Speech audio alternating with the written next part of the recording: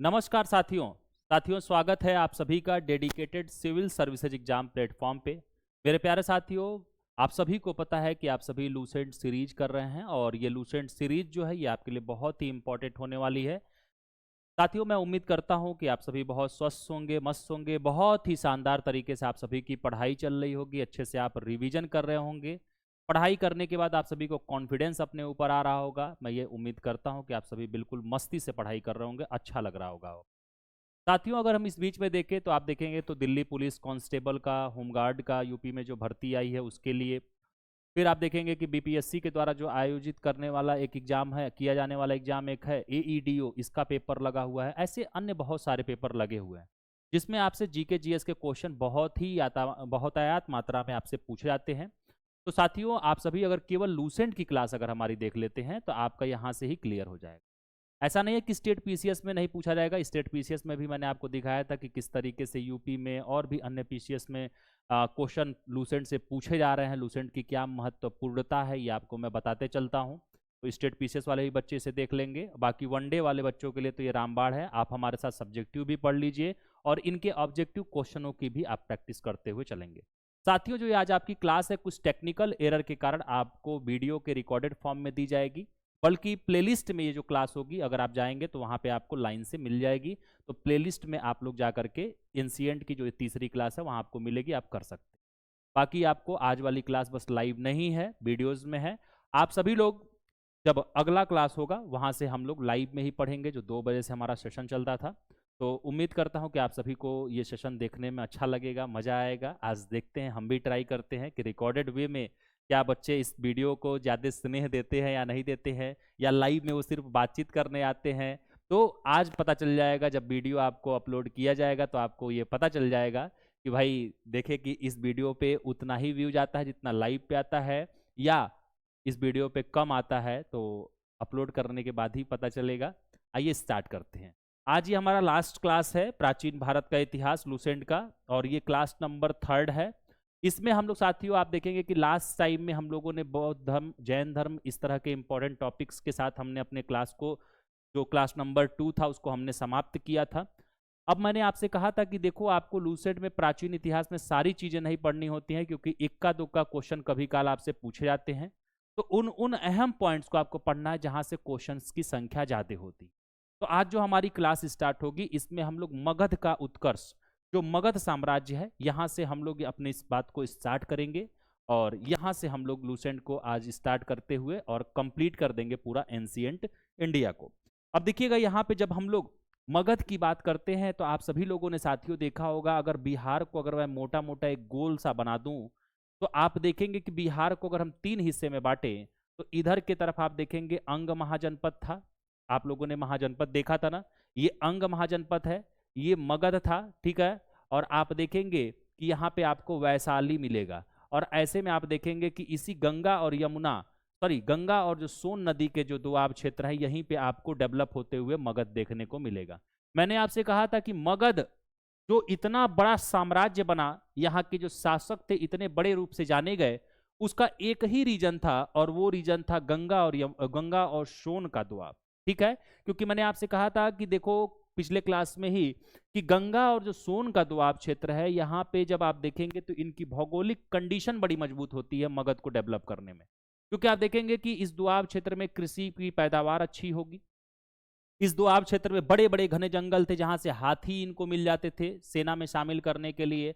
आप देखेंगे उन लकड़ियों से ये रथ बना लिया करते थे, लकड़ियों से ये अपने लिए रहने के लिए महल बना लिया करते थे जंगल की लकड़ियों से। और साथ ही साथ आप देखेंगे कि ये जहाँ पे मगध जो क्षेत्र डेवलप हुआ था, आप देखेंगे साथियों यहाँ पे जो खनिज संसाधन थे वो भी बहुतायत मात्रा में आपको देखने को मिलते हैं, ठीक है। तो ऐसे में यहाँ से वो उसके विभिन्न तरह के हथियार भी बना लेते थे।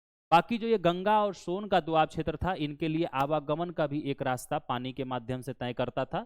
इसी वजह से आप देखेंगे साथियों कि महाजनपद काल में आप देखेंगे तो मगध जो था वो बहुत ज्यादा डेवलप हुआ, उसका भौगोलिक रीजन था। मैंने आपको क्लास नंबर 2 में ही प्राचीन इतिहास में थोड़ा सा इस बात को शेयर किया था।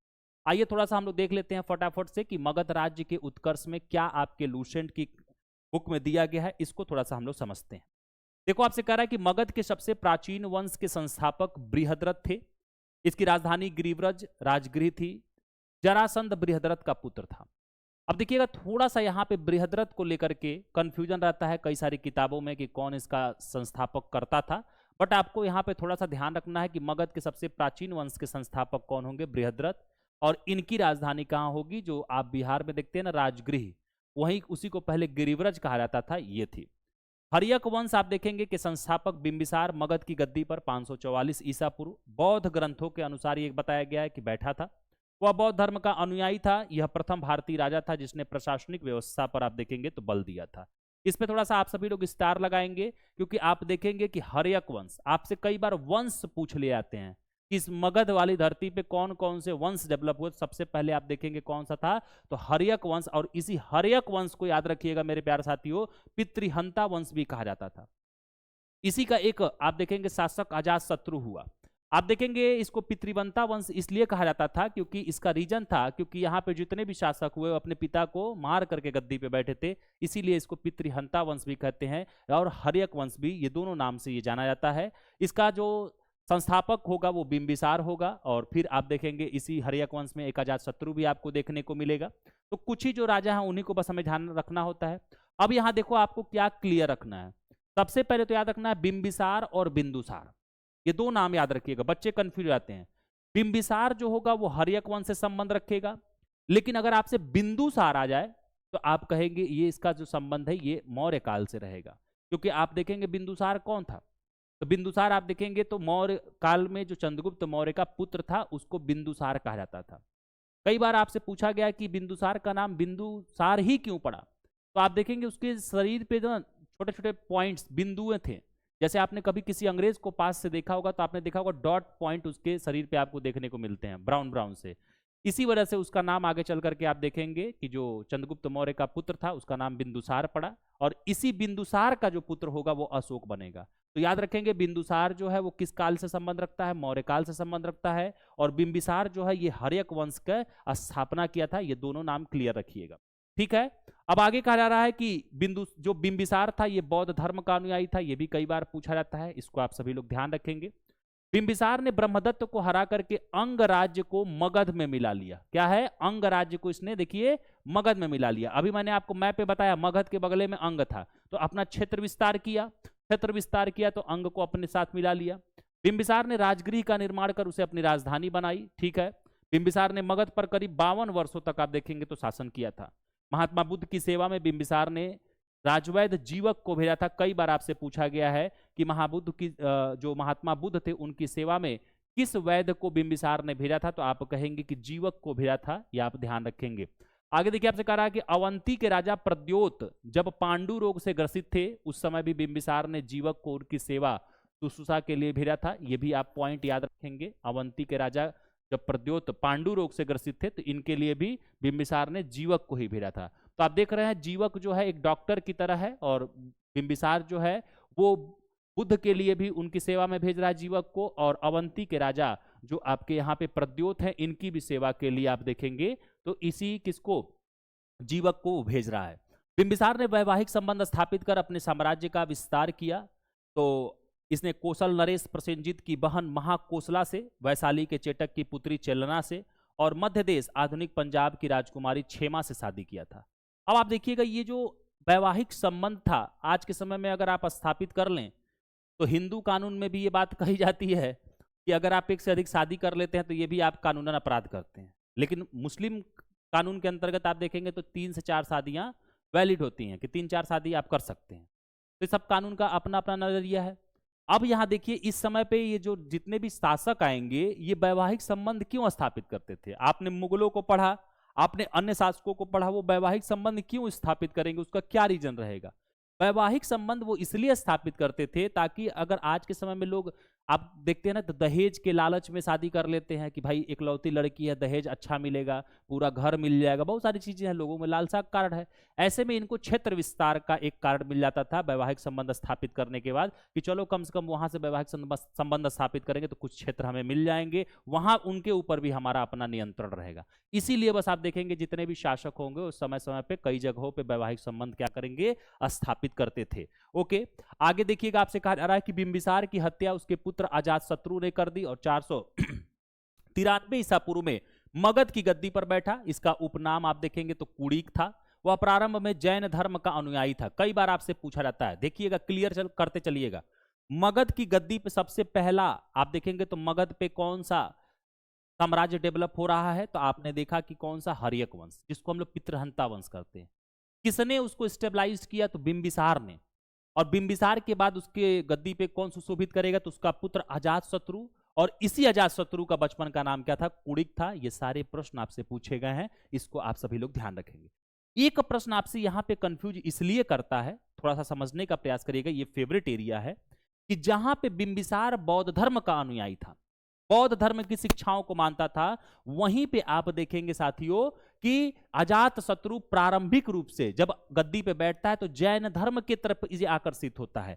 जैन धर्म की शिक्षाओं पे ये क्या करता है, मानता है, जैन धर्म से प्रभावित होता है। बाद में आप देखेंगे अजातशत्रु भी जाकर के बौद्ध धर्म में बदल जाता है, बौद्ध धर्म से प्रभावित हो जाता है। तो याद रखिएगा, आपसे यह भी पूछा जा सकता है कि प्रारंभ में कौन सा ऐसा मगध साम्राज्य का राजा था जो जैन धर्म को मानता था, बाद में बौद्ध धर्म को मानने लगा, तो आप कहेंगे ये अजातशत्रु, जो कि हर्यक वंश से संबंध रखता है, जिसका बचपन का नाम कुड़िक था।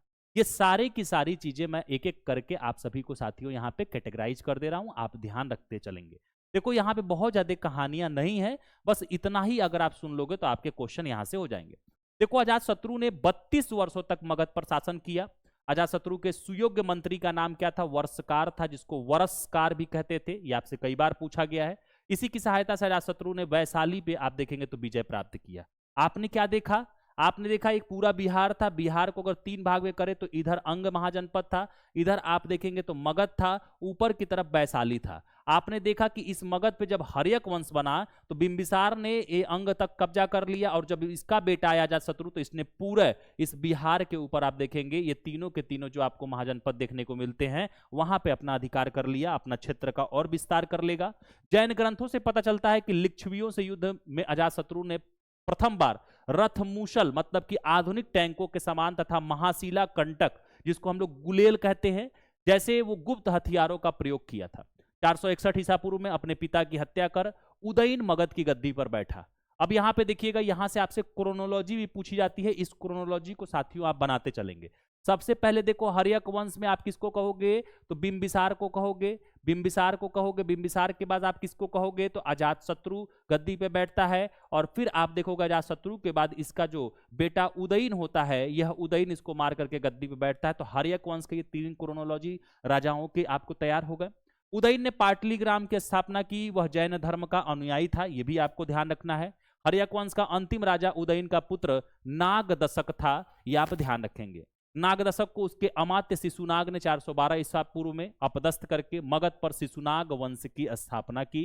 शिशुनाग ने अपनी राजधानी पाटलिपुत्र से हटा करके वैशाली में स्थापित की थी। अब देखिए, यहाँ पे आपको एक एक चीज यहां से क्लियरफाई करना है। सबसे पहले आपको यहाँ पे देखना है कि हर्यक वंश, ठीक है, हर्यक वंश बेटा आप लोग देखिएगा, हर्यक वंश, ठीक है ना।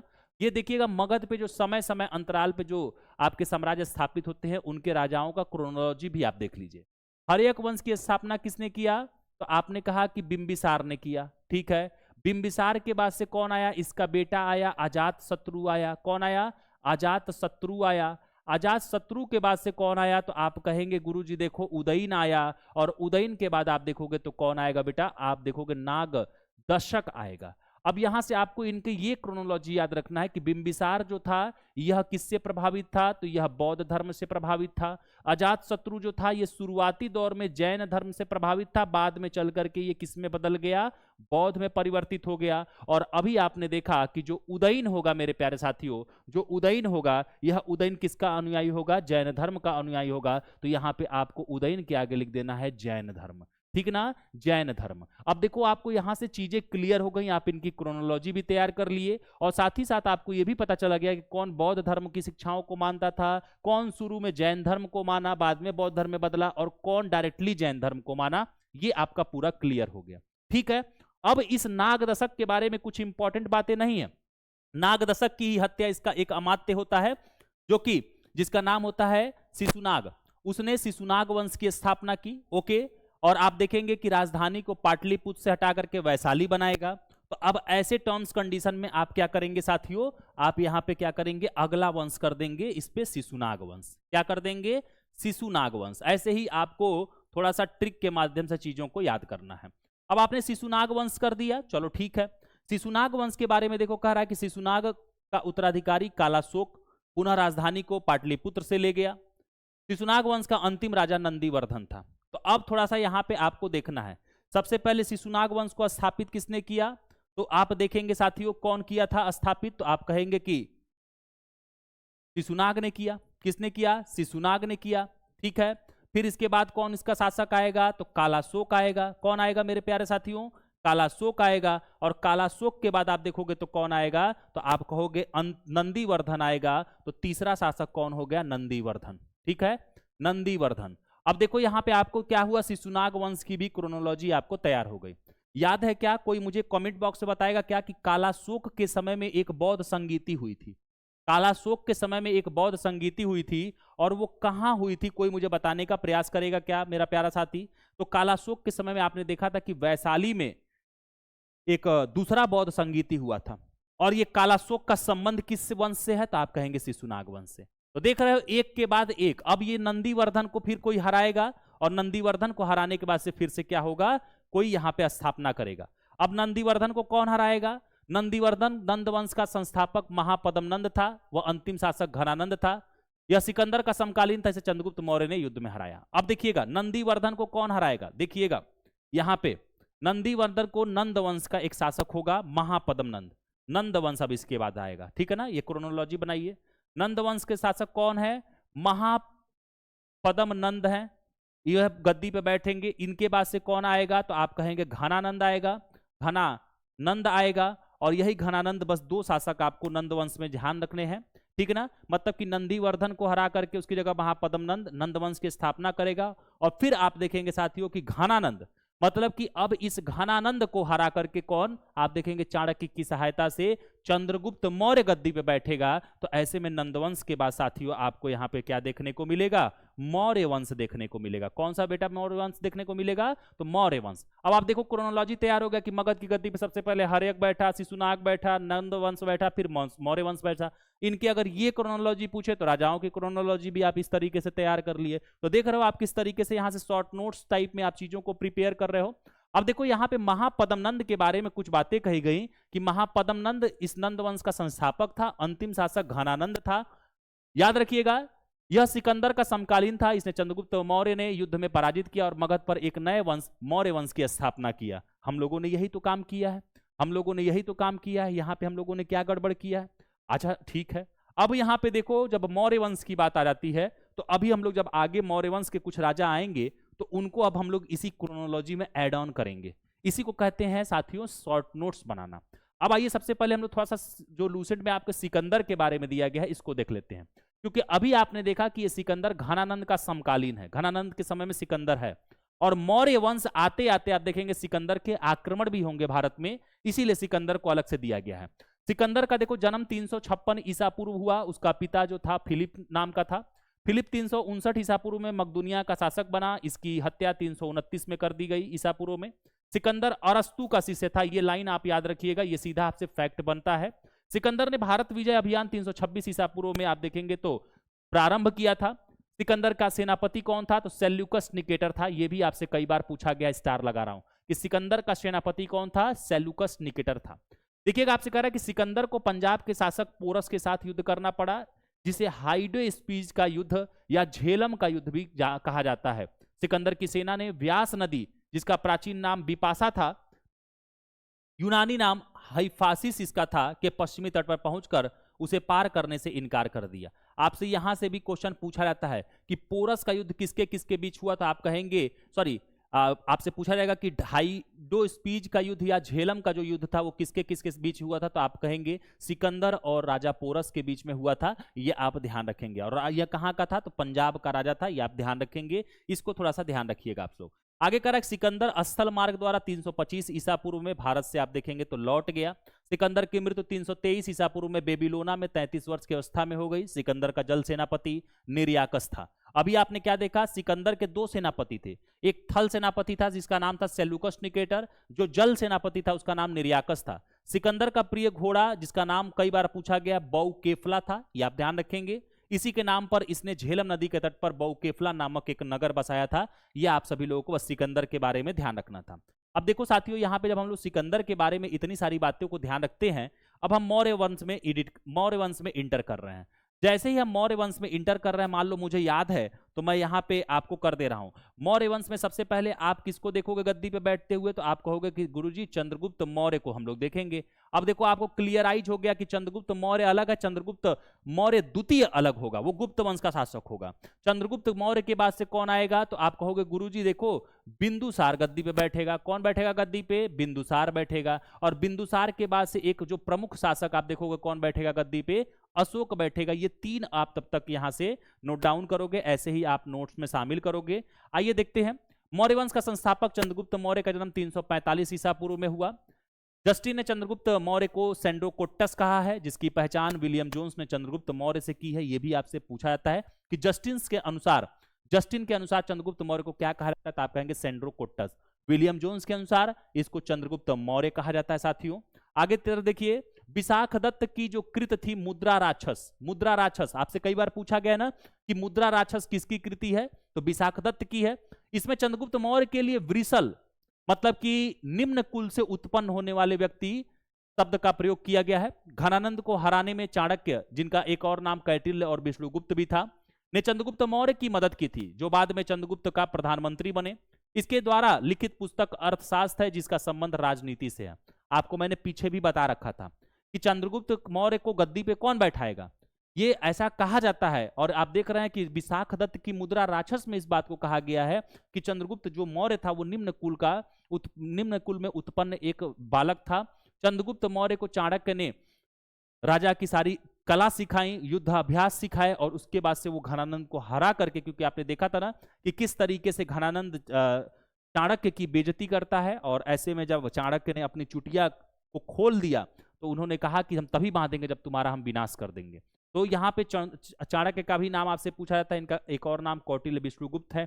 इनकी रचना अर्थशास्त्र है, लेकिन उसमें इकोनॉमी की बात नहीं की गई है, उसमें साथियों राजनीति की बात की गई है।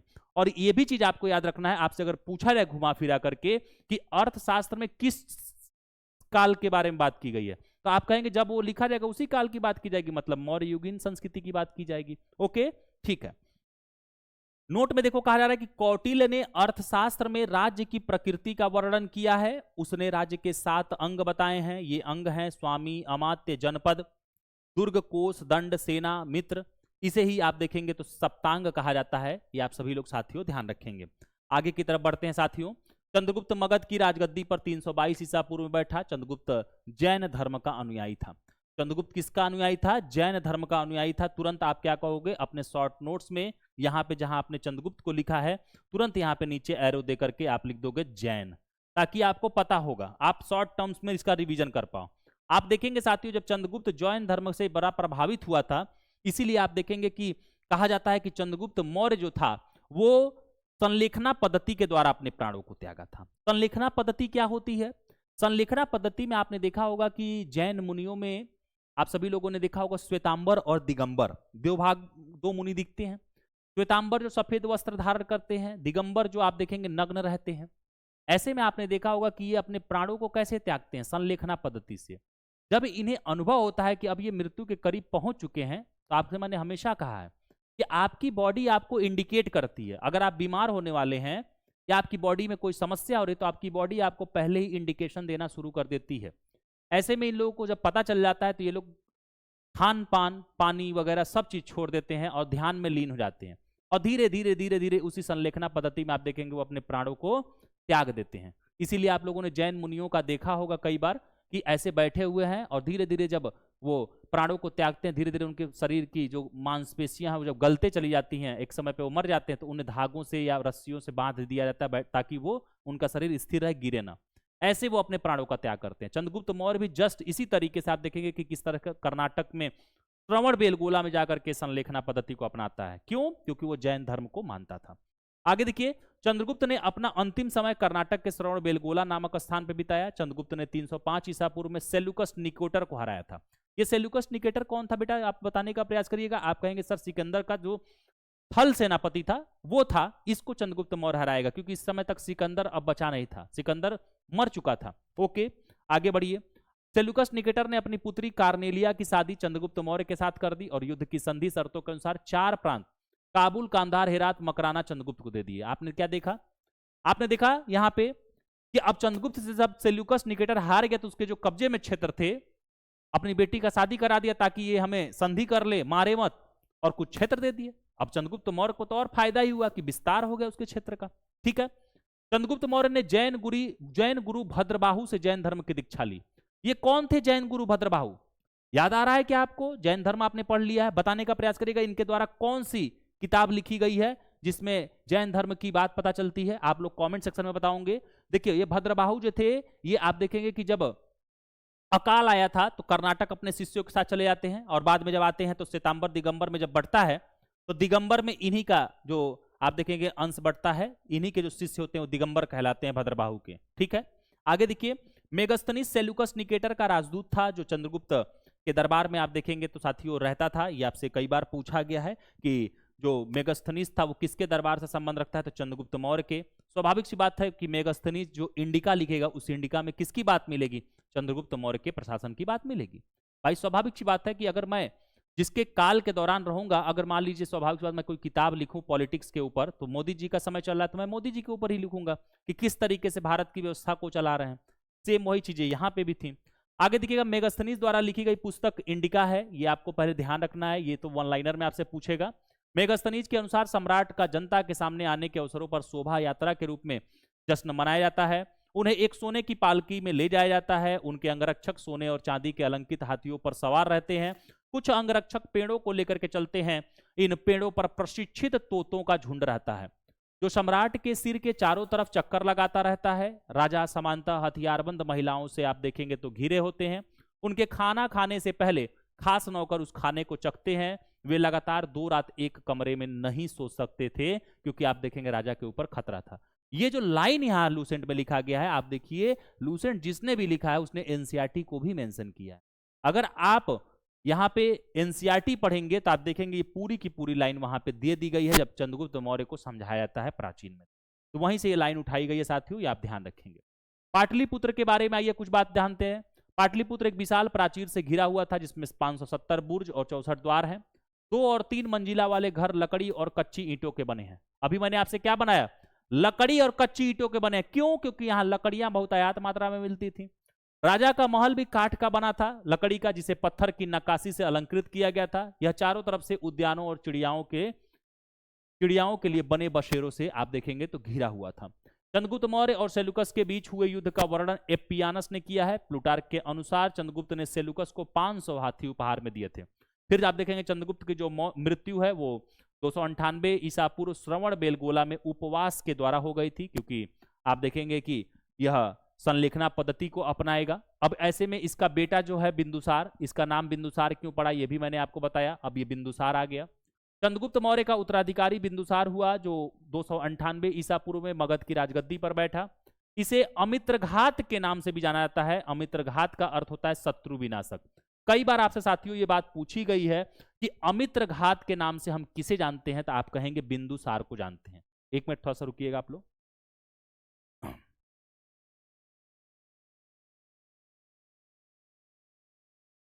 तो आपने क्या देखा कि अमित्रघात के नाम से हम बिंदुसार को जानते हैं, न कि बिंबिसार को। बिंबिसार हर्यक वंश की स्थापना किया था।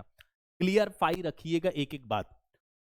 बिंदुसार आजीवक संप्रदाय, याद रखिएगा आजीवक संप्रदाय। अब तुरंत यहां पे जब आप देखे हैं कि आपने शॉर्ट नोट्स बनाया तो यहीं पे आपको क्या करना है, आजीवक संप्रदाय कर देना है। बिंदुसार किस धर्म को मानता था, किस किस शिक्षाओं से प्रभावित था, तो आप कहेंगे आजीवक। किसको? आजीवक संप्रदाय को मानता था। आजीवक संप्रदाय को मानता था। और अशोक किसको मानेगा, तो आप देखेंगे अशोक बौद्ध धर्म की शिक्षाओं को मानेगा।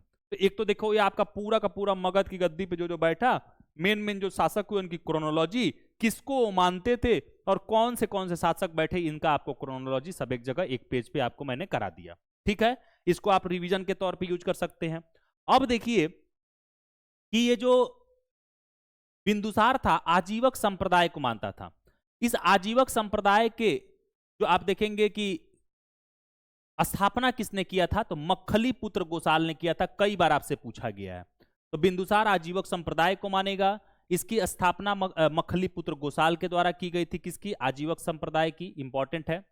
वायु पुराण में बिंदुसार को भद्रसार कहा गया है। आपसे ऐसे भी क्वेश्चन पूछ लेता है कि वायु पुराण के आधार पर बिंदुसार का क्या नाम है, तो आप कहेंगे भद्रसार है। स्ट्रैबो के अनुसार सीरियन नरेश एंटियोकस ने बिंदुसार के दरबार में डाइमेकस नामक राजदूत भेजा। इसे ही मेगास्थनीज का उत्तराधिकारी माना जाता है। तो आपने क्या देखा? बिंदुसार के दरबार में कौन आया था? जो सीरियन नरेश एंटियोकस का आप देखेंगे तो डाइमेकस जो उसका राजदूत था वो बिंदुसार के दरबार में आता है। ये आपको ध्यान रखना है। जैन ग्रंथों में बिंदुसार को सिंहसेन कहा गया है। बिंदुसार के शासनकाल में तक्षशिला, जो कि सिंधु एवं झेलम नदी के बीच में स्थित था, के में हुए 2 विद्रोहों का वर्णन है। इस विद्रोह को दबाने के लिए बिंदुसार ने अपने पहले सुसीम को और बाद में आप देखेंगे तो अशोक को वहां पे भेजा था। एथीनियस के अनुसार बिंदुसार ने सीरिया के शासक एंटियोकस से मदिरा, सूखे अंजीर, एक दार्शनिक भेजने की प्रार्थना की। कई बार पूछा गया है। बौद्ध विद्वान तारानाथ ने बिंदुसार को 16 राज्यों का विजेता बताया। बिंदुसार की सभा में 500 सदस्यों वाली एक मंत्रिपरिषद थी, जिसका प्रधान खल्लाटक हुआ करता था। यह आप सभी लोग यहां से साथियों ध्यान रखेंगे। अशोक के बारे में हम चलते हैं थोड़ा सा। अशोक में हम लोग जब मौर्य काल पढ़ते हैं तो अशोक हमारे लिए इंपॉर्टेंट इसलिए हो जाता है क्योंकि अशोक के शिलालेख, स्तंभलेख ही आपको थोड़ा सा ध्यान रखने होते हैं। तो अशोक में थोड़ा सा हम लोग टाइम लगाएंगे। अशोक को थोड़ा सा हम लोग अच्छे से साथियों यहाँ पे कंप्लीटली पढ़ेंगे।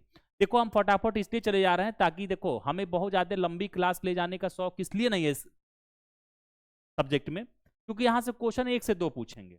तो फटाफट से जितने कम समय में अगर ये क्लास हो जाए उतना ही बढ़िया है। आपका समय बचेगा, आप उन टॉपिकों को रिवीजन करना जहां से क्वेश्चन ज्यादा आते हैं। अशोक को देखो, बिंदुसार का उत्तराधिकारी अशोक महान हुआ। अभी हमने वहां क्रोनोलॉजी लगा दी थी। जो 269 ईसा पूर्व मगध की राजगद्दी पर बैठा। अशोक की माता का नाम क्या था? तो सुभद्रांगी था। ओके।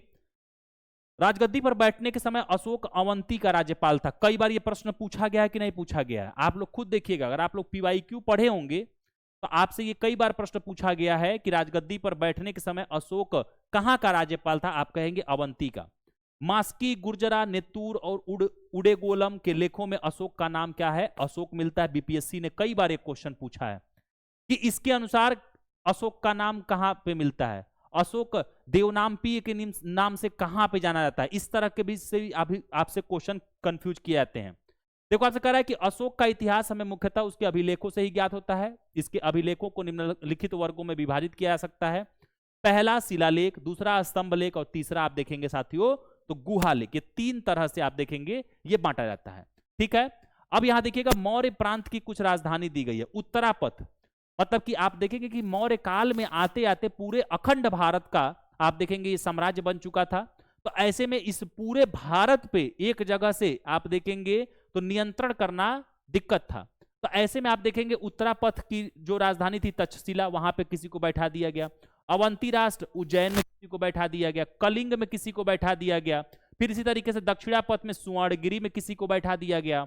लेकिन जो पूर्वी प्रांत में पाटलिपुत्र था, यहां पे डायरेक्टली सम्राट अपना देखता था। सम्राट यहीं पे बैठता था पाटलिपुत्र में। बाकी जो उत्तरापथ, अवंती, कलिंग और दक्षिणापथ में था, यहां पे सम्राट के ही कुछ खास लोग या इसी के जो पुत्र थे उनको भेजा जाता था कि तुम जाओ उस एरिया को संभालो। मतलब कि इस पूरे भारत को ऐसे कुछ 3-4 जगह पे केंद्र बिंदु बना करके, मान लो ये वाला जो है ये इतना एरिया संभालेगा, ये वाला इतना एरिया संभालेगा, ये वाला इतना एरिया संभालेगा, ये वाला इतना संभालेगा, ये वाला इतना संभालेगा, और बीच में केंद्र बिंदु में बैठा है सम्राट, वो इतना संभालेगा। ऐसे पूरे भारत में जहां जहां इनका आधिपत्य है वहां वहां ये क्या करेंगे? अपने चीजों को कंट्रोल कर लेंगे।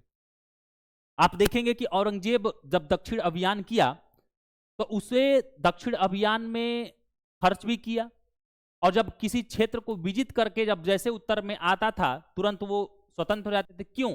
क्योंकि उसने कंट्रोल किसी को वहां नहीं दिया था, वो सारा कंट्रोल अपने पास रखा था। लेकिन मौर्य काल में आपको कंट्रोल देखिए, चारों तरफ कम से कम 4-5 लोग रहेंगे जो कंट्रोल करेंगे, और मेन जगह पे सम्राट बैठता था कहां पे? पाटलिपुत्र में।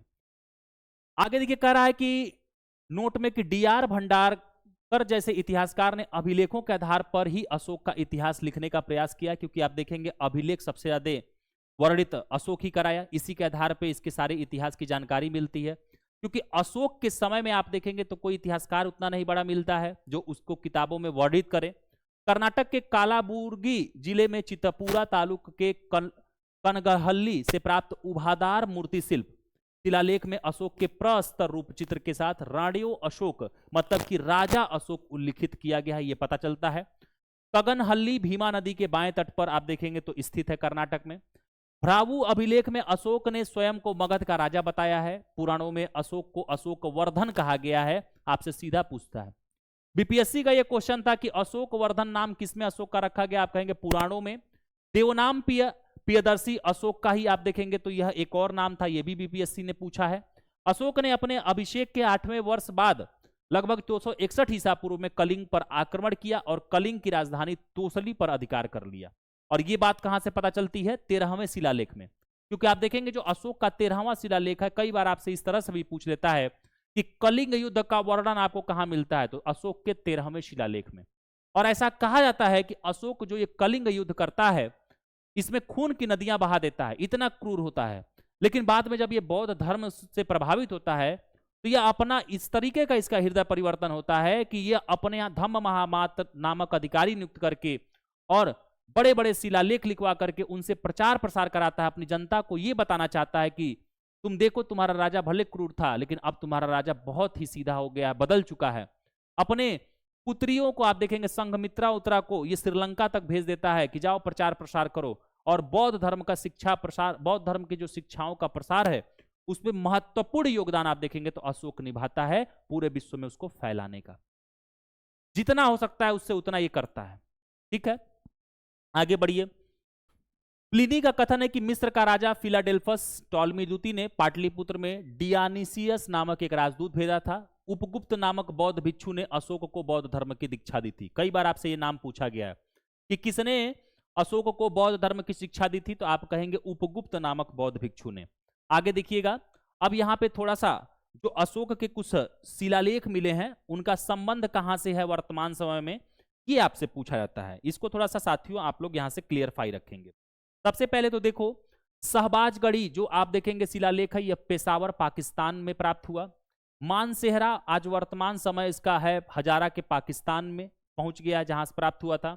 कालसी अभिलेख आप देखेंगे उत्तराखंड से प्राप्त हुआ है, कई बार पूछा गया है। गिरनार कई बार पूछा गया, अभिलेख कहां से प्राप्त हुआ है, गुजरात से। फिर आप देखेंगे कि धौली व जो जौगढ़ है यह उड़ीसा आज वर्तमान में वहां से प्राप्त हुआ है। एरीगुड़ी, राजूल, मंडगिरी यह आज के आंध्र प्रदेश से प्राप्त हुआ है। सोपारा आप देखेंगे तो महाराष्ट्र से। और रूपनाथ तथा गुर्जरा जो अभिलेख है यह आज के मध्य प्रदेश से प्राप्त हुआ है। यह आप सभी को साथियों यहां से ध्यान रखने हैं, इसको थोड़ा सा आप सभी लोगों को ध्यान रखना है, जानना है, समझना है। ठीक है ना, ये आप लोग थोड़ा सा यहाँ पे देखेंगे, इसको आप लोग करेंगे। ओके, चलिए आगे की तरफ हम लोग बढ़ते हैं। आगे की तरफ साथियों अब हम लोग बढ़ते हैं। इसी के क्रम में आप देखेंगे कि जो सासाराम, जैसे बीपीएससी का जब आप पेपर देंगे तो ध्यान रखिएगा सासाराम आपसे बार बार पूछा जाता है।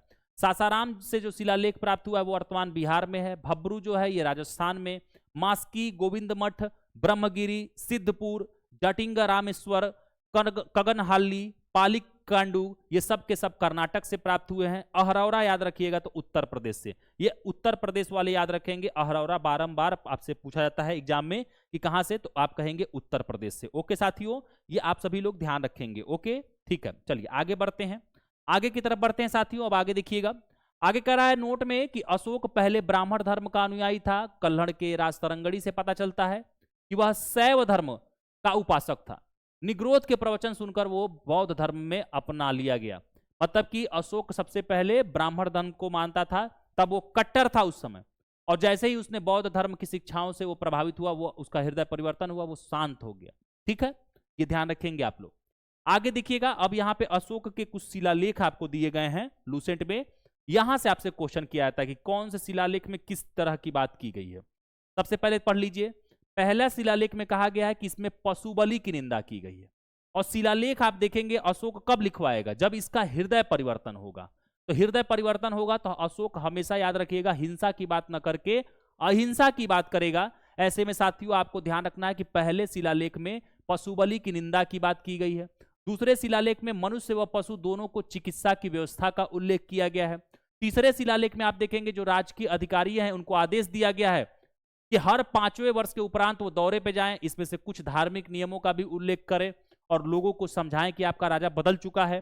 चौथे शिलालेख में आप देखेंगे भेरी घोष की जगह धम्म घोष की घोषणा की गई है। ये आपसे कई बार पूछा गया है कि भेरी घोष की जगह धम्म घोष की घोषणा किस शिलालेख में की गई, आप कहेंगे चौथे शिलालेख में। पांचवें में आप देखेंगे तो धर्म महामात्री नामक जो अधिकारी हैं इनकी नियुक्ति की बात मिलती है। छठे शिलालेख में आत्मनियंत्रण की शिक्षा दी गई है कि अपने ऊपर आत्मनियंत्रण कैसे करें। आज आप जो सफल नहीं हो पाते हैं उसका क्या रीजन होता है? आत्मनियंत्रण। आप अपने ऊपर आत्मनियंत्रण नहीं कर पाते हैं। आपका मन करता है कि भाई नहीं चलो अभी आप कह रहे हैं चलो ठीक है अभी पढ़ रहे हैं, आपका मन कहा चलो चाय पी के आते हैं, आप आत्मनियंत्रण नहीं कर पाते हैं। अगर आप आत्मनियंत्रण कर लें अपने आप पे, आप देखेंगे इंजॉय करते हुए आप सफल हुआ जा सकता है। आपने देखा होगा कि जो लड़कियां होती हैं, लड़कियों में ये गुण लड़कों की अपेक्षा अधिकतर तौर पे आपको देखने को मिलेंगे। लड़कियां आप देखेंगी कि सारा इंजॉयमेंट करेंगी, घूमेंगी, खूब घूमेंगी। जब वेब सीरीज देखना होगा वेब सीरीज देखेंगी, मूवी देखेंगी, लेकिन अगर उन्हें 6 घंटा पढ़ना है तो 6 घंटा वो अपना पढ़ लेंगे। लड़के आप देखेंगे कि क्या है कि घूमेंगे भी, सब कुछ करेंगे भी, लेकिन फिर भी 6 घंटा नहीं पढ़ेंगे, वो भी समय बर्बाद कर देंगे। ये आत्मनियंत्रण की जो कला है लड़कियों में आप देखेंगे तो पुरुषों की अपेक्षा ज्यादा देखने को महिलाओं में मिलती है, चाहे आप किसी भी क्षेत्र में उठा करके देख लीजिए, ठीक है ना। तो यहां पे थोड़ा सा ध्यान रखना है, आत्मनियंत्रण की शिक्षा छठे शिलालेख में है। सातवें और आठवें शिलालेख में अशोक की तीर्थ यात्राओं का उल्लेख किया गया है कि अशोक ने क्या क्या तीर्थ यात्रा की। नौवें शिलालेख में आप देखेंगे तो सच्ची भेंट, सच्चे शिष्टाचार, जो इन्होंने जिनको भेंट मिले, जो इन्होंने उनके साथ शिष्टाचार अपनाया अच्छा सा, उसकी बात नौवें शिलालेख में है। 10वें शिलालेख में अशोक ने आदेश दिया कि राजा तथा उच्च अधिकारी हमेशा प्रजा के हित में ही सोचे। मतलब आप देख रहे हैं अब तक अशोक जब से ये शिलालेख 13 लिखवा रहा था तो ये बौद्ध धर्म की शिक्षाओं से प्रभावित हो गया था, कहीं हिंसा की बात इसमें नहीं किया गया है। 11वां शिलालेख में आप देखेंगे धम्म की व्याख्या करता है अशोक। 12वें में आप देखेंगे स्त्री महामात्रों की नियुक्ति करता है, सभी प्रकार के विचारों के सम्मान की बात करता है। मतलब कि एक ऐसा समाज जब स्त्रियों की कोई अधिकार ही नहीं थे, उस टाइम पीरियड पे आप देख रहे हैं इस 12वें शिलालेख में स्त्री महामात्रों की भी ये नियुक्ति करता है। 13वां आपको पता है कलिंग युद्ध की बात करता है, और 14वें में आप देखेंगे अशोक जनता को धार्मिक जीवन बिताने के लिए प्रेरित करता है। तो ये 13 शिलालेख तो एकदम आपको बस हमारी क्लास आप बार बार देख लेना, आपको चीजें तैयार हो जाएंगी। ट्रिक वगैरह बहुत ज्यादा बनाने का प्रयास मत करिएगा, जितनी बार आप बस गो थ्रू होंगे चीजों से उतनी बार आप बस पढ़ते पढ़ते पढ़ते पढ़ते एक ऐसा समय आएगा कि ऑप्शन देखेंगे आपको याद आ जाएगा। तो आप कंटेंट को ज्यादा से ज्यादा समय आपको क्या करना है, बस रिवीजन करना है। और रिवीजन करने का ही मन किसी का नहीं करता है, नहीं मन करता है चलो ठीक है कुछ नहीं, खाना बना रहे हो वीडियो चला के छोड़ दो, सुनते रहो। कम से कम 100% नहीं तो 30% तो आपका तैयार हो जाएगा सुनते सुनते। फालतू के मूवी देखने से, फालतू का किसी से बात करने से तो बढ़िया है कि वीडियो सुन लिए फास्ट स्पीड करके। आप कुछ और काम कर रहे हो, नहीं मन लग रहा है पढ़ने का, तुरंत कान में लीड लगाए अपना चुपचाप बैठे हुए हो, सुनते रह रहे हो। मन से भी अगर आप नहीं सुन रहे तो भी, अब बेमन से भी अगर सुनोगे तो 10-20% आपको तो याद ही हो जाएगा, सुनते सुनते चीजें याद हो जाती हैं, ठीक है। अशोक एक उपासक के रूप में अपने राज्याभिषेक के 10वें वर्ष बोधगया की, और 12वें वर्ष आप देखेंगे तो निगाली सागर की, और 20वें वर्ष आप देखेंगे तो लुम्बिनी की यात्रा करता है। अहरौरा लेख में यह घोषणा की गई है कि अशोक व्यक्तिगत रूप से बौद्ध धर्म का अनुयायी था। रुमनदेई स्तंभ अभिलेख और निगाली सागर स्तंभ अभिलेख बौद्ध मत में अशोक की आस्था का स्पष्ट प्रमाण आप देखेंगे तो साथियों यहां पे देते हैं। अशोक ने आजीवकों को रहने हेतु बराबर की पहाड़ियों में 4 गुफाओं का निर्माण कराया, जिनका नाम था कर्ज, चौपार, सुदामा तथा विश्व झोपड़ी। अशोक के पौत्र मतलब पोता दशरथ ने आजीवकों को नागार्जुन गुफा प्रदान की थी। अशोक के 7वें स्तंभ लेख में आजीविकों का उल्लेख किया गया है तथा महामात्रों को आजीविकों के हितों का ध्यान रखने के लिए भी आप देखेंगे तो कहा गया है। बिहार का नाम आप जो बिहार देखते हैं क्यों पड़ा, जब ऐसे ही राजा जो बौद्ध धर्म के लोग थे, जैन मुनि थे, उनके लिए जब भाई मान लीजिए वर्षा के समय में वो कहाँ जाएंगे, तो उनके लिए पहाड़ों को में कमरे बनवा देते थे जहां वो उस समय पे वर्षा ऋतु में रुक सकते थे। तब से उन विहारों, उसका नाम विहार हम लोग कहते कहते आप देखेंगे वर्तमान जो राज्य आपको बिहार मिलता है, यहाँ पे सबसे ज्यादा बिहार बने, इसीलिए आज इसका नाम भी बिहार आपको देखने को मिलता है। आगे देखिएगा, अशोक ने सांची के स्तूप का निर्माण करवाया। यह स्तूप बुद्ध के अवशेषों के ऊपर एक विशाल अर्धगोलाकार गुंबद के रूप में बना है। यह मध्य प्रदेश के रायसेन जिले में सांची नगर के पास पहाड़ी पर स्थित छोटा सा गांव है। यह बेतवा नदी के किनारे स्थित है। इस स्तूप को सम्राट अग्निमित्र शुंग ने जीर्णोद्धार किया। यह 1889 में यूनेस्को की विश्व धरोहर सूची में शामिल भी किया गया। तो आप सभी को मैंने बताया था कल ही कि जो आप सभी लोगों का ये यहाँ पे स्तूप की बात किया जाता है, स्तूप में आपने देखा होगा या तो अवशेष रखे जाते हैं, या तो कोई प्रतीकात्मक चीजें रखी जाती हैं, या तो कोई उनसे संबंधित जो महत्वपूर्ण वस्तु है उनको रख करके स्तूप बना दिया जाता है। उसमें कहीं से भी इंटर आप नहीं कर सकते हैं, वो चारों तरफ से पैक होता है। शुरू में ये स्तूप जो था ये मिट्टी के टीले हुआ करते थे, जब बाद में आप देखेंगे कि मुर्दाखोर इसे खोद दिया करते थे, तो ऐसे में बाद में आप देखेंगे इसके ऊपर ईंटों की चिनाई कर दी गई। आगे देखिए, अशोक ने बौद्ध धर्म के प्रचार के लिए अपने पुत्र महेंद्र व पुत्री संघमित्रा को श्रीलंका भेजा।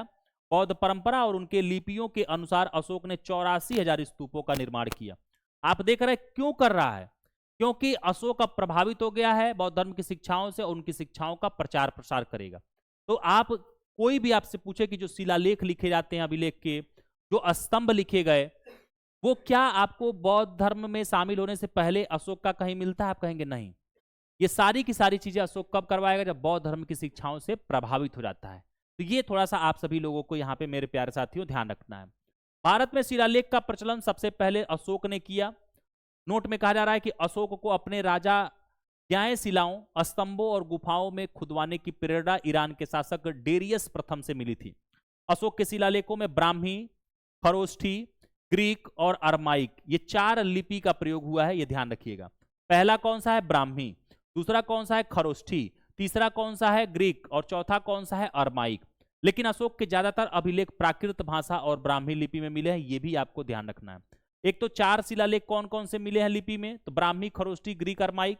लेकिन सबसे ज्यादा जो शिलालेख मिले हैं वो किस रूप में मिले हैं? तो प्राकृत भाषा और ब्राह्मी लिपि में। क्योंकि जहां पे प्राकृत भाषा बोली जाती होगी वहां पे किसी और लिपि में लिखवाने का क्या मतलब है? वहां की लोकल लैंग्वेज में लिखवाओ, ताकि वहां की जनता को पता चल पाए कि हमारा राजा वाकई में हृदय परिवर्तित हो गया, हमारा जनता हमारे लिए अच्छा कार्य कर रहा है। ग्रीक एवं अरमाइक लिपि का अभिलेख अफगानिस्तान से, खरोष्ठी लिपि का अभिलेख शहबाजगढ़ी और मनसेहरा पाकिस्तान के पास से, और शेष भारत में ब्राह्मी लिपि के अभिलेख मिले हैं। ये इंपॉर्टेंट लगाइएगा कि आपसे पूछा जा सकता है कि अशोक के ग्रीक व अरमाइक लिपि का अभिलेख सर्वाधिक आपको कहां देखने को मिलता है? आप कहेंगे अफगानिस्तान। आपसे पूछेगा खरोष्ठी लिपि कहां देखने को मिलता है अशोक के अभिलेखों में सर्वाधिक? आप कहेंगे पाकिस्तान साइड में। और बाकी शेष भारत से आप देखेंगे तो ब्राह्मी लिपि में इसके सर्वाधिक अभिलेख पाए गए थे। खरोष्ठी लिपि जो थी वो दाएं से बाएं की तरफ लिखी जाती थी, समझिएगा। खरोष्ठी लिपि इस तरीके से, जैसे मान लीजिए ये पेज है, ये पेज है, तो हम लोग क्या करते हैं? हम लोग बाएं से दाएं लिखते हैं, ठीक है। तो जैसे मुस्लिम लोग उर्दू लिखते हैं तो इधर दाएं से बाएं लिखा जाता था, फिर अगली लाइन बाएं से दाएं, फिर अगली लाइन दाएं से बाएं, फिर इस तरीके से कुछ सांप नुमा ऐसे लिखा जाता था, मतलब कि दाएं से बाएं फिर बाएं से दाएं, ऐसे ये बदलते चली जाती थी। तो खरोष्ठी लिपि आप ध्यान रखेंगे उर्दू से, कि उर्दू जब दाएं से बाएं लिखा जाता है तो दाएं से बाएं लिखी जाती थी। अशोक के अभिलेखों को 3 भागों में बांटा जा सकता है, शिलालेख, स्तंभलेख और गुहालेख, ये 3 रूप में बांटेंगे। अशोक के शिलालेख की खोज 1750 में पोटेद्री फैंथेलर ने की थी। इसकी संख्या कितनी है? 14 है। अशोक के अभिलेख पढ़ने में सबसे पहली सफलता 1837 में जेम्स प्रिंसेप को हुई थी। ये भी आपसे कई बार वन लाइनर में पूछ लेता है, इसको आप लोग ध्यान रखेंगे। अशोक के स्तंभ लेखों की संख्या कितनी है? तो 7 है, जो केवल ब्राह्मी लिपि में लिखी गई है। यह 6 अलग अलग स्थानों से प्राप्त हुआ है। ये थोड़ा सा आपको ध्यान रखना है कि जो स्तंभ लेख है वो केवल और केवल किस रूप में है? ब्राह्मी लिपि में लिखे गए हैं, उसके अलावा किसी लिपि में नहीं मिले हैं, ध्यान रखेंगे। प्रयाग स्तंभ लेख के बारे में आप थोड़ा सा देख लेते हैं, कई बार आपसे क्वेश्चन पूछा जाता है। यह पहले कौशाम्बी में स्थित था। इस स्तंभ लेख को अकबर ने इलाहाबाद के किले में स्थापित कराया था। यह स्तंभ मूल रूप से अशोक के द्वारा 232 ईसा पूर्व में स्थापित कराया गया। यह बलुआ पत्थर से बना हुआ है। इसकी ऊंचाई लगभग 10.6 मीटर है। इस पर 3 कालखंडों के अभिलेख अंकित हैं। आपसे सीधा पूछा गया कि अशोक का प्रयाग स्तंभ लेख को इलाहाबाद के किले में किसने रखवाया था? आप कहेंगे अकबर, जो मुगल वंश का महान शासक था, उसने रखवाया था। अशोक का मूल धर्म लेख जो था वो ब्राह्मी लिपि में गुप्त सम्राट समुद्रगुप्त की प्रयाग प्रशस्ति से संस्कृत में कवि हरिसेन के द्वारा आप देखेंगे तो रचित किया गया है। मुगल सम्राट जहांगीर का लेख 1605 में। यह स्तंभ भारतीय इतिहास के 3 महान युगों मौर्य, गुप्त और मुगल का अद्भुत आपको संगम यहां देखने को मिलेगा। दिल्ली का टोपरा स्तंभ लेख आपसे पूछता है, दिल्ली और मेरठ के स्तंभ लेख को। दिल्ली का टोपरा स्तंभ लेख हरियाणा के यमुनानगर जिले के टोपरा कला गांव से स्थापित था।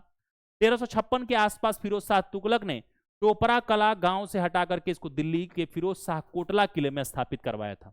यह भी बलुआ पत्थर से बना है। इसकी ऊंचाई लगभग 13 मीटर है। इस स्तंभ पर अशोक के 7 प्रमुख स्तंभ लेख एक साथ उत्कीर्ण किए गए हैं। वहीं पे अगर आप देखेंगे तो दिल्ली मेरठ जो अभिलेख है, यह पहले मेरठ में स्थित था स्तंभ लेख, इसको फिरोज शाह तुगलक के द्वारा फिर से दिल्ली में स्थापित कराया गया। तो एक तो टोपरा और एक दिल्ली मेरठ, इन दोनों को आप देखेंगे तो फिरोज शाह तुगलक ने दिल्ली मंगाया। टोपरा को कहां से, तो हरियाणा से, और मेरठ वाले को कहां से, तो मेरठ से मंगा करके स्थापित करवाया। रामपुरवा अभिलेख देखिए, यह स्तंभ लेख चंपारण बिहार में स्थापित है। इसकी खोज 1872 में कार्लायल ने की थी। इस स्तंभ के ऊपर आप देखेंगे तो वृष बैल की मूर्ति अंकित की गई है।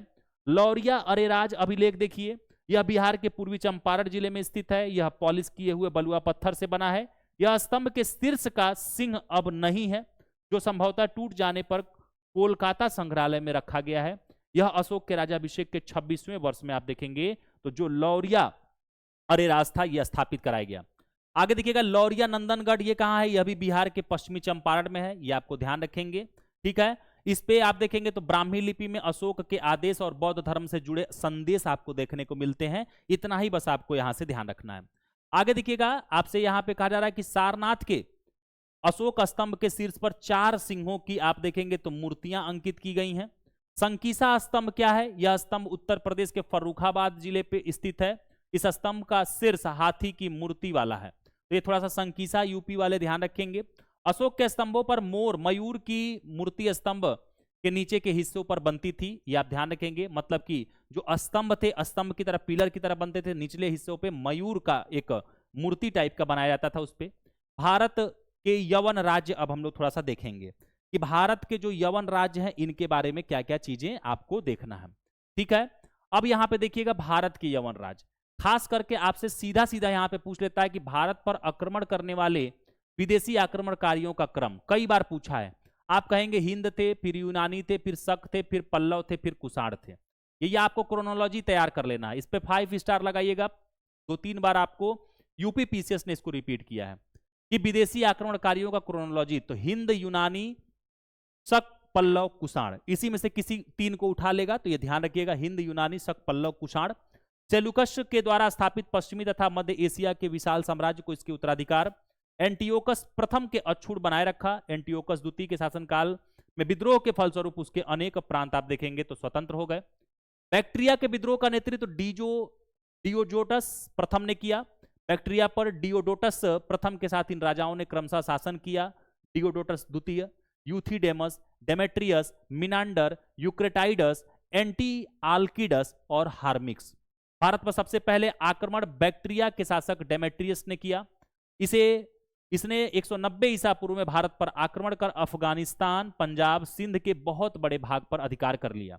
इसके शासन को इसने अपने राजधानी जो थी वो साकल को बनाया। इसे ही हिंद यूनानी या बैक्ट्रियाई यूनानी भी आप देखेंगे तो कहा जाता है। हिंद यूनानी शासकों में सबसे अधिक विख्यात था मिनांडर, जो 165 ईसा पूर्व से 145 ईसा पूर्व तक गद्दी पर बैठा। इसकी राजधानी साकल, आधुनिक जो सियालकोट आप देखते हैं ना पाकिस्तान में पड़ता है, वहां पे थी, जिसको इसने शिक्षा का प्रमुख केंद्र बनाया था।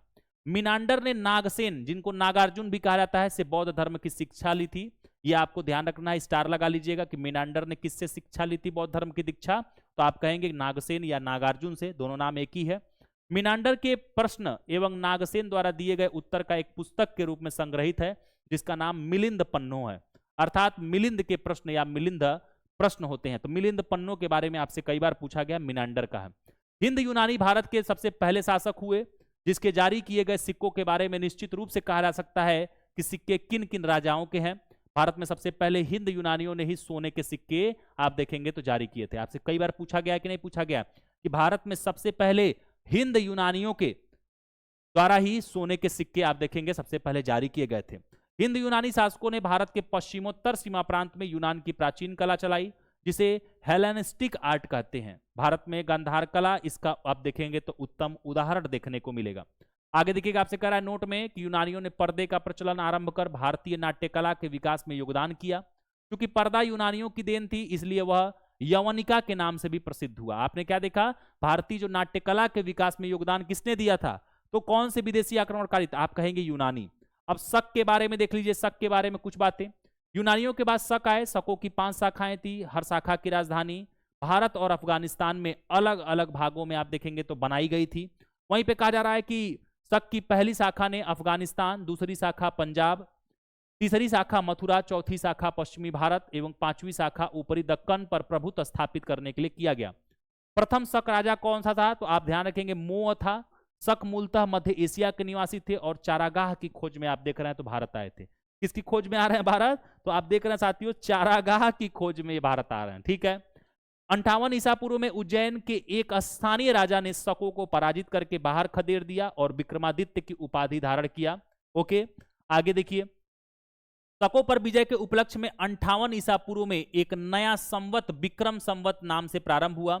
उसी समय से विक्रमादित्य एक लोकप्रिय उपाधि बन गई, जिसकी संख्या भारतीय इतिहास में 14 तक पहुंच गई। मतलब कि 14 शासकों ने इस विक्रमादित्य नामक उपाधि को अपने नाम के आगे रखा। गुप्त सम्राट चंद्रगुप्त द्वितीय सबसे अधिक विख्यात विक्रमादित्य था। मतलब कि सबसे ये अपने आप को बड़ा विक्रमादित्य के रूप से सुशोभित करना चाहता था।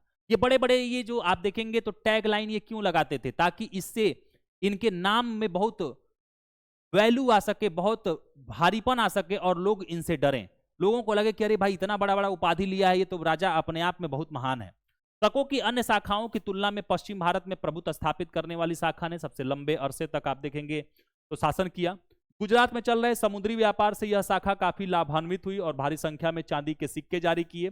शकों का सबसे प्रतापी शासक रुद्रदामन प्रथम था, जिसका शासन 130 से 150 ईस्वी गुजरात के बड़े भाग पर था। इसने काठियावाड़ की अर्धशुष्क सुदर्शन झील जो मौर्यों के द्वारा निर्मित की गई थी उसका जीर्णोद्धार किया था।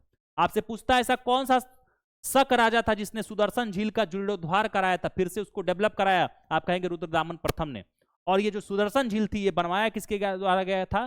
तो मौर्य काल में बनवाया गया था। अब किसके द्वारा बनाया गया था? कमेंट सेक्शन में आप बताएंगे। रुद्रदामन संस्कृत का बड़ा प्रेमी था। इसे ही सबसे पहले विशुद्ध संस्कृत भाषा में लंबा अभिलेख गिरनाल अभिलेख जारी किया। इसके पहले के सभी अभिलेख प्राकृत भाषा में रचित थे। तो याद रखिएगा, गिरनार अभिलेख जो है वो इकलौता है संस्कृत भाषा में, बाकी सारे आप देखेंगे प्राकृत भाषा में। भारत में शक राजा अपने को क्षत्रप कहा करते थे, ये आप सभी लोग साथियों ध्यान रखेंगे। अब कुषाण काल में थोड़ा सा देख लेते हैं। देखो यहां से बहुत सारे प्रश्न नहीं होते हैं, पूरे एंशिएंट को मिला के 102 प्रश्न बनेंगे। हल्का हल्का बस उनके बारे में देख लो जो इंपॉर्टेंट है, जहां से आपसे फंस सकता है। बस आप क्लास 3 रिवीजन कर लेना आराम से, पूरे के पूरे तीनों क्लासेस आप जब 10 बार पढ़ लोगे फास्ट स्पीड पे तो आपको सारी चीजें तैयार हो जाएंगी। आगे देखो, कुषाण। पल्लव के बाद कुषाण आए जो यूची और तोखरी भी कहलाते हैं। यूची नामक एक कबीला 5 कुलों में बट गया था, उन्हीं में एक कुल था कुषाण। कुषाण वंश के संस्थापक कुजुल कडफिसेस था। इस वंश का सबसे प्रतापी राजा कनिष्क हुआ। और याद रखिए इसी कनिष्क के शासनकाल में बौद्ध धर्म की चौथी बौद्ध संगीति कश्मीर में हुई थी। याद है कि नहीं याद है? आपसे पूछ सकता है कि नहीं पूछ सकता है कि बौद्ध धर्म की जब चौथी बौद्ध संगीति हुई थी तो कनिष्क तो चलो ठीक है राजा था, ये किस वंश का था? तो आप कहेंगे कुषाण वंश का। इसकी राजधानी पुरुषपुर या पेशावर थी। कुषाणों का द्वितीय राजधानी आप देखेंगे तो कहां पे थी? मथुरा थी। तो अब उत्तर प्रदेश में ही है, तो ये पूछा जा सकता है। कनिष्क ने 78 ईस्वी में एक संवत चलाया जो शक संवत कहलाता है, जिसे भारत सरकार द्वारा प्रयोग में आज भी लाया जाता है। बौद्ध धर्म की चौथी बौद्ध संगीति कनिष्क के शासनकाल में कुंडलवन कश्मीर के प्रसिद्ध बौद्ध विद्वान वसुमत्र की अध्यक्षता में हुई थी। कनिष्क बौद्ध धर्म के महायान संप्रदाय का अनुयायी था। मतलब कि ये हीनयान को नहीं मानता था, ये महायान भाग को मानता था, क्योंकि बौद्ध धर्म में 2 भाग में बटी थी, हीनयान और महायान, तो ये महायान को मानता था। नोट में कह रहा है कि चीनी जनरल पेन चौवा ने कनिष्क को हराया था। कुजुल कडफिसेस के समय केवल तांबे के सिक्के प्रचलित थे, जिन पर यूनानी और खरुष्ठी लिपि में आप देखेंगे तो अभिलेख देखने को मिलता है। कुषाणों ने भारत में पहली बार बड़े पैमाने पर शुद्ध स्वर्ण मुद्राओं का प्रचलन किया। शुद्ध स्वर्ण मुद्राओं का प्रचलन किया। सोने के सिक्के सबसे जारी किए शक, लेकिन शुद्ध स्वर्ण सिक्का कौन जारी किया? कुषाण ने। इनके सोने के सिक्के वजन आकार में रोम के सिक्कों जैसा था। चांदी के सिक्के बहुत ही कम व कम में रूप में प्रयोग किए जाते थे। कनिष्क सिक्कों पर ही पहली बार विभिन्न धर्मों के देवी देवताओं का अंकन हुआ, जिनमें प्रमुख रूप से यूनानी सूर्य देवता हेलियोज, भारतीय सूर्य देवता कार्तिकेय, शिव, गौतम बुद्ध शामिल हैं। कनिष्क के आरंभिक सिक्कों पर यूनानी और ईरानी देवी देवता अंकित थे, जबकि बाद के सिक्कों पर भारतीय देवी देवताओं का अंकन आप देखेंगे तो बढ़ गया। नोट में कहा जा रहा है कि कनिष्क सिक्कों पर पहली बार यूनानी सूर्य देवता हेलियोज का चित्र अंकित हुआ। भारत में सबसे पहले सोने का दिनार स्वर्ण मुद्रा कनिष्क प्रथम ने 127 ईस्वी में आप देखेंगे तो जारी किया था। कुषाणों ने सोने का सर्वाधिक शुद्ध सिक्के जारी किए। शकों ने तो ठीक है सर्वाधिक सोने के सिक्के जारी किए, लेकिन अब वो शुद्ध है कि विशुद्ध है, अशुद्ध है, ये नहीं पता है। लेकिन सबसे ज्यादा शुद्ध सोने के सिक्के जारी करने वाले कौन कहलाए? कुषाण कहलाए। दोनों बात क्लियर रखिएगा। कुषाणों ने उत्तरी तथा उत्तरी पश्चिमी भारत में सर्वाधिक संख्या में तांबे के सिक्कों को आप देखेंगे तो जारी किया था। कनिष्क का राजवैद्य चरक आयुर्वेद का विख्यात विद्वान था, जिसके संस्कृत में चरक संहिता की रचना की, जिसमें 8 भाग और 120 अध्याय हैं। यह भारतीय चिकित्सा शास्त्र का विश्वकोश भी कहलाता है। तो याद रखिएगा, चरक के द्वारा चरक संहिता लिखी गई आयुर्वेद के लिए, और भारतीय चिकित्सक शास्त्र का यह विश्वकोश भी कहलाता है। महाविभास सूत्र के रचनाकार वसुमित्र हैं। आपसे कई बार पूछा गया है महाविभास सूत्र किसकी रचना है, ये ध्यान रखिएगा। रचना आपसे बहुत पूछा जाता है, आप कहेंगे वसुमित्र की। इसे ही बौद्ध धर्म का विश्वकोश कहा जाता है। कनिष्क के राजकवि अश्वघोष ने बौद्धों का रामायण बुद्ध चरित की रचना की थी। तो याद रखिएगा, यहाँ पे अश्वघोष की रचना क्या है? बुद्ध चरित। और आपको अभी मैंने आपसे कहा था कि भद्रबाहु की रचना क्या है, आपसे मैंने पूछा था ना कि कमेंट सेक्शन में बताना, जल्दी से बता देना सभी लोग। आगे देखिए, कह रहा कि वसुमित्र, पार्श्व, नागार्जुन, महाचेत, संरक्षा भी कनिष्क के दरबार की विभूति थे। भारत का आइंस्टीन नागार्जुन को कहा जाता है। इनकी पुस्तक माध्यमिक सूत्र, इसमें नागार्जुन ने सापेक्षता का सिद्धांत दिया है। कई बार पूछा गया है कि भारत का आइंस्टीन किसे कहा जाता है, तो आप कहेंगे नागार्जुन को। ठीक है, इनकी कौन सी पुस्तक है, तो माध्यमिक सूत्र। इसमें किस चीज की बात की गई है, तो यहां सापेक्षता का सिद्धांत दिया गया। कनिष्क की मृत्यु 102 ईस्वी में हो गई। कुषाण वंश का अंतिम शासक आप देखेंगे तो वासुदेव बनता है। कौन बनता है साथियों? वासुदेव। नोट में कह रहा है कि कुषाण राजा देवपुत्र कहलाते थे। यह उपाधि कुषाणों ने चीनियों से ली थी। गांधार शैली व मथुरा शैली का विकास कनिष्क के शासनकाल में हुआ था। मथुरा संग्रहालय में कुषाणकालीन मूर्तियों का संग्रह अधिक मात्रा में मिलता है। गांधार कला के लिए तक्षशिला आप देखेंगे तो प्रसिद्ध था। रेशम मार्ग पर नियंत्रण रखने वाले शासकों में सबसे प्रसिद्ध था कुषाण। कुषाण साम्राज्य में मार्गों पर सुरक्षा का प्रबंध था। रेशम मार्ग का आरंभ कनिष्क ने कराया था। आप देखेंगे साथियों, अगर आप मोटा मोटा ये एशिया देखते हैं तो आप देखेंगे, ये मान लीजिए भारत है, तो यहाँ चाइना से ये लोग भारत होते हुए आप देखेंगे इधर पश्चिम से पूर्व की तरफ रेशम मार्ग आप देखेंगे तो रेशम का आयात निर्यात होता था। ऐसे में आप देखेंगे इस रास्ते में जिन जिन राजाओं का क्षेत्र पड़ता था, वो राजा अपने अपने यहाँ क्या करते थे? टैक्सेस लेते थे। तो भारत में यहाँ आप देख रहे हैं कि इस रेशम मार्ग कहाँ से ऊपरी वाले हिस्से से होकर जा रहा है, तो कनिष्क आप देखेंगे साथियों उस समय कश्मीर का शासक था। सबसे ज्यादा आप देखेंगे सुरक्षा भी प्रदान कराएगा, और उस सुरक्षा के बदले उन यातायात के जो व्यापारी होंगे उनसे वो टैक्सेस भी पाएगा। तो ये रेशम सिल्क रूट, इसको हम लोग कहते हैं रेशम मार्ग भी कहते हैं। आगे देखिएगा, नोट में कह रहा है कि रेशम बनाने की तकनीकी का आविष्कार सबसे पहले चीन में हुआ। मथुरा साटक नामक विशेष प्रकार के वस्त्र का निर्माण केंद्र बना था। कुषाण काल में सबसे अधिक विकास वास्तुकला के क्षेत्र में हुआ। इसी काल में बुद्ध की खड़ी प्रतिमा का निर्माण हुआ था। सबसे पहले आपने क्या देखा? सभी देवी देवता का जो चित्र आज आप देखते हैं, इन सभी में सबसे पहले किसको पूजनीय बनाया गया चित्र बना के? तो मूर्ति बनी थी बुद्ध की खड़ी प्रतिमा, और इन्हीं को पूजना आप देखेंगे तो शुरू किया गया था। गुप्त साम्राज्य अब देख लीजिए, गुप्त साम्राज्य ही हमारा लास्ट है। यह इतना अगर आप देख लेंगे तो इतने से ही आपकी चीजें आराम से हो जाएंगी। तो गुप्त साम्राज्य को हम लोग थोड़ा सा साथियों यहाँ पे देख लेते हैं। देखो, गुप्त साम्राज्य का उदय 3री शताब्दी के अंत में प्रयाग के निकट कौशाम्बी में हुआ। संभवतः गुप्त लोग कुषाणों के ही सामंत हुआ करते थे। गुप्त वंश का संस्थापक श्रीगुप्त था, जो कि 240 से 280 ईस्वी तक शासन किया। आगे देखिएगा, श्रीगुप्त का उत्तराधिकारी घटोत्कच था। ये थोड़ा सा आप लोग ध्यान रखेंगे कि श्रीगुप्त के बाद कौन बैठा, तो घटोत्कच। मतलब कि आपने देखा था कि जो मगध की गद्दी पे बैठे उनका तो क्रोनोलॉजी मैंने आपसे बता दिया, वहां से तो पूछेगा तो आप कर लेंगे। गुप्त साम्राज्य की भी क्रोनोलॉजी पूछ लेता है। तो सबसे पहले श्रीगुप्त ने स्थापित किया, फिर इसके बाद से घटोत्कच आएगा। घटोत्कच के बाद आप देखेंगे गुप्त वंश का प्रथम महान सम्राट चंद्रगुप्त प्रथम आएगा। मतलब कि आपने क्या देखा कि सबसे पहले श्रीगुप्त, फिर घटोत्कच, फिर चंद्रगुप्त प्रथम आएगा इसमें गुप्त साम्राज्य में। यह चंद्रगुप्त प्रथम 320 ईस्वी पे गद्दी पे बैठा। इसने लिच्छवी के राजकुमारी कुमार देवी से विवाह किया। इसने महाराजा धीराज की उपाधि धारण की। कई बार आपसे पूछता है। गुप्त संवत की शुरुआत चंद्रगुप्त प्रथम के द्वारा ही की गई थी।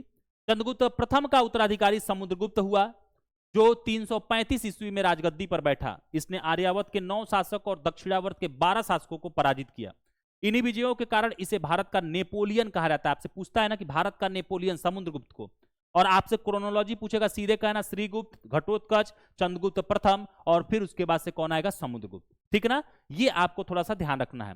समुद्रगुप्त विष्णु का उपासक था, मतलब कि यह आप विष्णु को मानता था ज्यादा, यह ध्यान रखेंगे। समुद्रगुप्त संगीत प्रेमी था, ऐसा अनुमान उसके सिक्कों पर उसके बीड़ा वादन करते हुए दिखाया जाने से पता चलता है। आगे कहा जा रहा है कि समुद्रगुप्त का दरबारी कवि कौन था, तो हरिशेर था। कई बार आपसे पूछा गया है कि हरिसेन कौन था? तो समुद्रगुप्त का दरबारी कवि जिसने इलाहाबाद प्रशस्ति लेख की रचना की थी। एक चीनी स्रोत के अनुसार श्रीलंका के राजा मेघवर्मन ने गयाजी में बुद्ध का मंदिर बनवाने की अनुमति प्राप्त करने के लिए समुद्रगुप्त के पास आप देखेंगे तो क्या भेजा था? दूत भेजा था। नोट में देखिएगा, परम भागवत की उपाधि धारण करने वाला प्रथम गुप्त शासक समुद्रगुप्त था। आपसे यह उपाधि पूछ ली जाती है गुप्त काल की कि भाई परम भागवत की उपाधि से किसने अपने आप को सुशोभित किया? तो आप कहेंगे समुद्रगुप्त ने। गया एवं नालंदा से मिले 2 ताम्रलेख में समुद्रगुप्त को परम भागवत आप देखेंगे साथियों तो कहा गया है। आगे की तरफ हम लोग बढ़ते हैं। आगे कहा जा रहा है कि समुद्रगुप्त का उत्तराधिकारी चंद्रगुप्त द्वितीय हुआ, जो 380 ईस्वी में राजगद्दी पर बैठा। इसके समय में चीनी बौद्ध यात्री फाहियान भारत आया था। आपसे मैंने क्या कहा था? ह से वेनसांग, ह से हर्षवर्धन के समय में वो आएगा, ह से फाहियान जो कि चंद्रगुप्त द्वितीय के समय में आएगा। तको पर विजय के उपलक्ष्य में चंद्रगुप्त द्वितीय ने चांदी के सिक्के चलाए थे। चंद्रगुप्त द्वितीय ने विक्रमादित्य की उपाधि धारण की। यह उपाधि इसे से पूर्व 57 ईसा पूर्व में उज्जैन के शासक ने भी पश्चिमी भारत में शक क्षत्रपों पर विजय पाने के लिए धारण की थी। तो ये जो विक्रमादित्य की उपाधि थी आप देखेंगे 14 राजाओं ने धारण की, लेकिन सबसे शक्तिशाली इस विक्रमादित्य की उपाधि को किसने बनाया? तो चंद्रगुप्त द्वितीय ने बनाया, गुप्त वंश का जो शासक था। अब आपने क्या देखा? श्रीगुप्त ने स्थापना किया किसका? गुप्त साम्राज्य का। घटोत्कच सेकेंड बना, तीसरे पे बना आपका चंद्रगुप्त प्रथम, चौथे पे बना समुद्रगुप्त और पांचवे पे कौन सा राजा आ रहा है? तो चंद्रगुप्त द्वितीय। तो इनके बस आपको जो इन्होंने टैगलाइन, जो उपाधियां इन्होंने ली, ये उपाधियां आपको ध्यान रखना है और किताबों का नाम याद रखना है। साब चंद्रगुप्त द्वितीय का राजकवि था। चंद्रगुप्त द्वितीय के समय में पाटलिपुत्र एवं उज्जैनी विद्या के आप देखेंगे तो प्रमुख केंद्र बन गए थे। अनुश्रुति के अनुसार चंद्रगुप्त द्वितीय के दरबार में 9 विद्वान की एक मंडली निवास करती थी जिसे नवरत्न कहा जाता था। याद रखिएगा मेरे प्यारे साथियों, जैसे कृष्णदेव के राय में दरबार में अष्टदिग्गज हुआ करते थे, उसी तरीके से आपने देखा अकबर के काल में नवरत्न हुआ करेंगे। तो नवरत्न एकमात्र प्राचीन शासक और कौन होगा? चंद्रगुप्त द्वितीय इसके काल में होंगे। महाकवि कालिदास संभवतः इसमें अग्रगण्य थे, मतलब कि इस चंद्रगुप्त द्वितीय के इस नवरत्नों में सबसे आगे थे। कालिदास के अतिरिक्त इसके नवरत्नों में कौन कौन था? तो धन्वंतरी थे, छपड़क थे जो कि ज्योतिष के विद्वान थे, अमर सिंह थे जो कि कोशकार थे, शंकु थे जो कि वास्तुकार थे, वेताल भट्ट थे, घटकरपर थे, वाराह मिहिर थे जो कि खगोल विज्ञानी थे और वररुचि थे जैसे विद्वान ये लोग शामिल थे। अब देखिएगा यहां से कई बार आपसे क्वेश्चन कैसे पूछता है कि आपको चंद्रगुप्त के तो ये 9 रत्न के बारे में आपको ध्यान रखना है कि चलो ठीक है कि कालिदास थे, धन्वंतरी थे, अमर सिंह थे, छपड़क थे, शंकु थे, वेलाल भट्ट थे, वाराह मिहिर थे, घटपर्रक थे, वररुचि थे। लेकिन इनके कार्यक्षेत्र खास करके आपको किसका किसका ध्यान रखना है? एक छपड़क का ध्यान रखना है जो कि ज्योतिष थे, अमर सिंह का याद रखना, कई बार पूछा गया, कोशकार थे, तंतु का याद करना, वास्तुकार थे, और बेताल भट्ट का बाराह मिहिर का याद रखिएगा जो कि खगोल विज्ञानी थे इसके 9 रत्नों में। ठीक है ना, ये ध्यान रखेंगे आप सभी लोग। चंद्रगुप्त द्वितीय का संधि विग्रही का सचिव वीरसेन शैव मतावलंबी था जिसने शिव की पूजा के लिए उदयगिरी पहाड़ी पर एक गुफा का निर्माण कराया था। वीरसेन व्याकरण, न्याय, मीमांस एवं शब्द का प्रकांड पंडित तथा एक कवि भी थे। चंद्रगुप्त द्वितीय का उत्तराधिकारी आप देखेंगे तो कुमारगुप्त प्रथम या इसी का नाम गोविंद गुप्त भी बनेगा, ये बनेगा।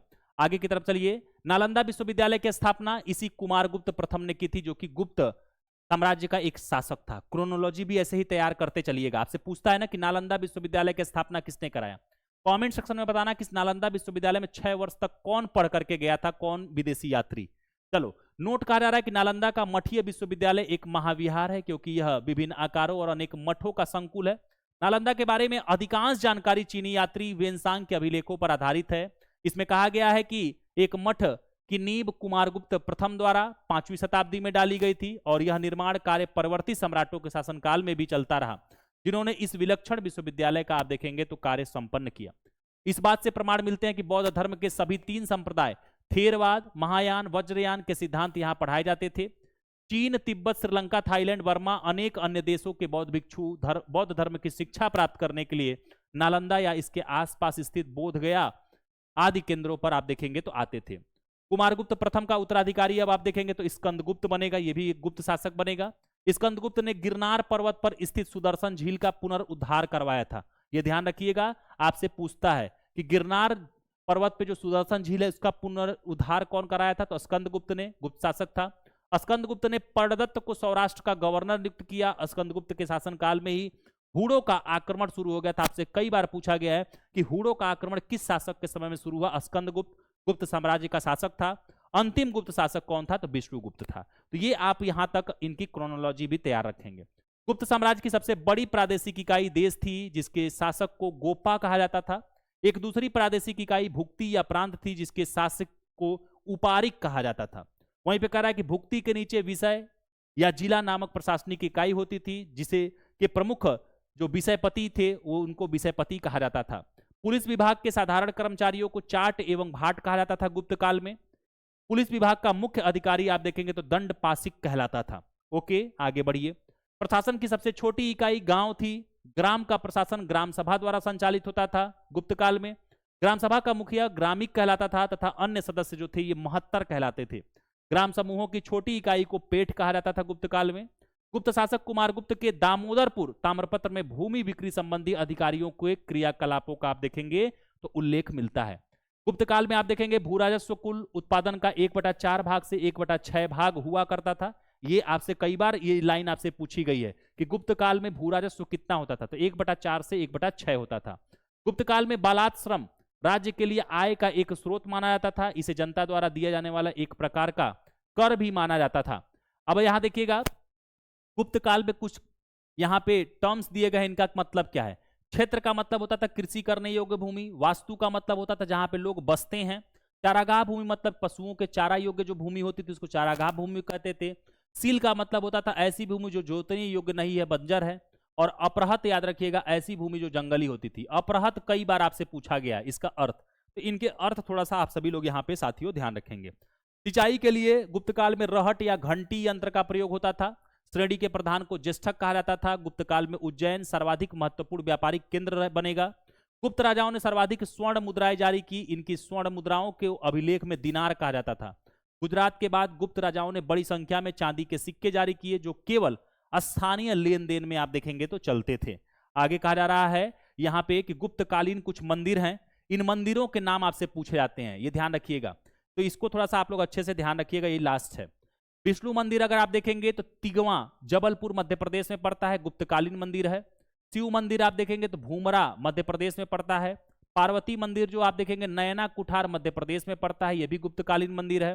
दशावतार मंदिर कितनी बार पूछा गया है, ईंटों से द्वारा निर्मित है, यह देवगढ़ ललितपुर आप देखेंगे उत्तर प्रदेश में स्थित है। शिव मंदिर एक और है जो कि खोह मध्य प्रदेश में स्थित है। और लक्ष्मण मंदिर जो कि ईंटों के द्वारा निर्मित है, यह भी भीतर गांव कानपुर उत्तर प्रदेश में अवस्थित है। तो यूपी का जो दो है ये आपको ध्यान रखना है, एक लक्ष्मण मंदिर जो कि गुप्तकालीन मंदिर है, भीतर गांव कानपुर में है। और एक आपको दशावतार मंदिर जो कि ललितपुर में है, ईंटों द्वारा निर्मित है। मतलब कि ये बाकी जो मंदिर है वो क्या झोपड़ियों से बनते थे? नहीं, पहाड़ों को ही कटाई करके उसमें मंदिर बना दिया जाता था। और बाकी जो यह मंदिर जो लिखा है ईंटों द्वारा निर्मित, यह ईंट से बनाए जाते थे।